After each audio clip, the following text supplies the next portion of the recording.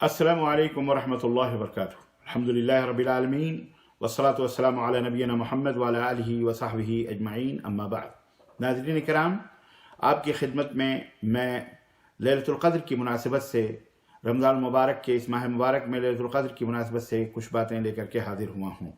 لیلۃ القدر کیا ہے اور اس کی حقیقت کیا، اس کی فضیلت اور اس میں کیا کرنا چاہیے، چند باتیں میں آپ کی خدمت میں 2-5 منٹ میں رکھنے کی سعادت حاصل کر رہا ہوں۔ سب سے پہلے تو یہ ہے کہ لیلۃ القدر اللہ رب العزت نے قرآن کریم فرمایا انا انزلناہ فی لیلۃ القدر، ہم نے اس قرآن کو لیلۃ القدر میں اتارا ہے۔ قرآن رمضان میں اترا، جیسا کہ اللہ کا فرمان ہے شہر رمضان الذی انزل فیہ القرآن، رمضان کا مہینہ جس میں قرآن کو نازل کیا گیا۔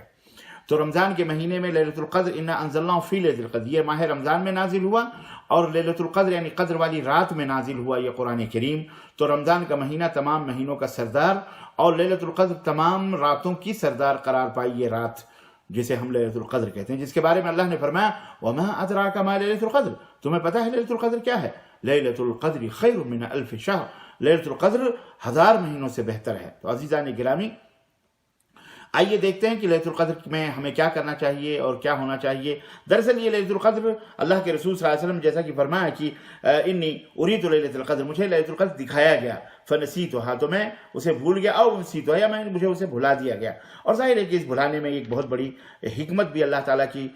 مخفی ہوگی اور پوشیدہ ہوگی، جسے اللہ ہی بہتر جانتا ہے۔ اور یہ معلوم ہوتی ہے کہ ایک مومن اس کی فضیلت حاصل کرنے کے لیے تمام راتوں میں جاگے، محنت کرے، جد و جہد کرے، کوشش کرے تاکہ اس رات کو پا جائے، کیونکہ اللہ کے نبی نے فرمایا کہ من قام لیلۃ القدر ایمانا واحتسابا غفر له ما تقدم من ذنبه۔ صحیح مسلم کی صحیح بخاری کے اندر یہ روایت موجود ہے فضل لیلۃ القدر میں، کہ جو بندہ، جس شخص نے شب قدر میں قیام اللیل کیا، قیام کیا یعنی نوافل ادا کیے، قیام کیا، تو اللہ تعالیٰ اس کی عبادت کی وجہ سے اس کے پچھلے تمام گناہوں کو معاف فرما دیتا ہے۔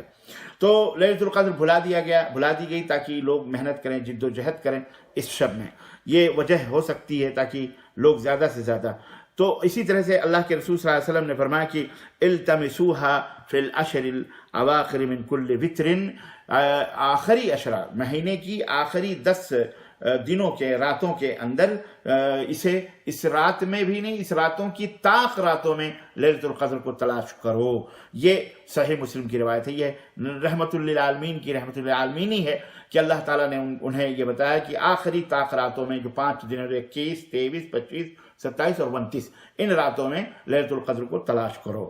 چنانچہ ہم یہ دیکھتے ہیں کہ نبی کریم صلی اللہ علیہ وسلم کی سیرت مبارکہ کیا رہی ہے لیلۃ القدر کے تعلق سے۔ تو یہ بات واضح ہوتی ہے کہ رمضان المبارک کے مبارک مہینے میں اور اس مہینے کے آخری عشرے میں آپ صلی اللہ علیہ وسلم اعتکاف فرمایا کرتے تھے، اور اسی عشرے کی طاق راتوں میں ایک رات لیلۃ القدر بھی ہے، جیسا کہ آپ کو بتایا گیا کہ طاق راتوں میں لیلۃ القدر بھی ہے، جس کی تلاش جستجو میں ان راتوں کو قیام نبی کریم صلی اللہ علیہ وسلم کرتے تھے، ذکر کرتے تھے، عبادات کرتے تھے، اور لوگوں کو تاکید بھی فرماتے تھے کہ لوگ جو ہے تاکہ اس رات کا اہتمام کریں۔ یہی وجہ ہے کہ نبی کریم صلی اللہ علیہ وسلم اس آخری عشرے میں خاص کر لیتے تھے اپنے آپ کو عبادت کے لیے، خود کو کمر کس لیتے تھے، تیار ہو جاتے تھے، جد و جہد کرتے تھے، گھر والوں کو بھی حکم کرتے تھے۔ چنانچہ عائشہ رضی اللہ تعالیٰ عنہ کی یہ حدیث ہم صحیح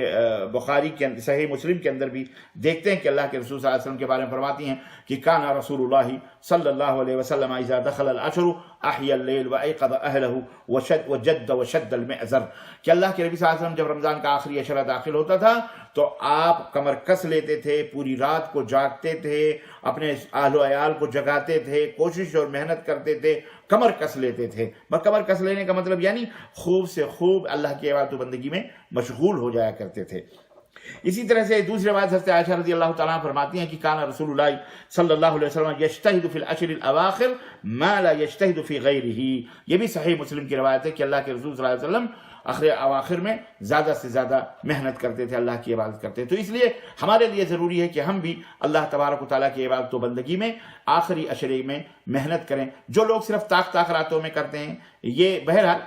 ٹھیک ہے، صحیح، میں نہیں غلط کہتا، غلط ہے، صحیح ہے، لیکن کم از کم نبی کی سنت پہ عمل کرتے ہوئے ان کو چاہیے کہ وہ کم از کم 10 رات جاگیں، بجائے اس کے کہ 1 رات یا 5 راتیں، جیسا کہ اللہ کے نبی صلی اللہ علیہ وسلم کی سنت ہے۔ تو اللہ عز و جل سے دعا ہے کہ اللہ تعالی ہمیں اور آپ کو اس آخری عشرے کی تاخراتوں میں یا پورا آخری عشرہ جاگنے جگانے اور لوگوں کو عبادت کی طرف راغب کرانے حکم دینے کی طرف اللہ تعالیٰ جو ہے ہم سب کو توفیق عطا فرمائے اور اللہ عز و جل ہمارے خطاؤں ہمارے گناہوں کو معاف فرمائے آمین یا رب العالمین وصلی اللہ علی نبینا محمد وعلی آلہ وصحبہ اجمعین والسلام علیکم ورحمۃ اللہ وبرکاتہ.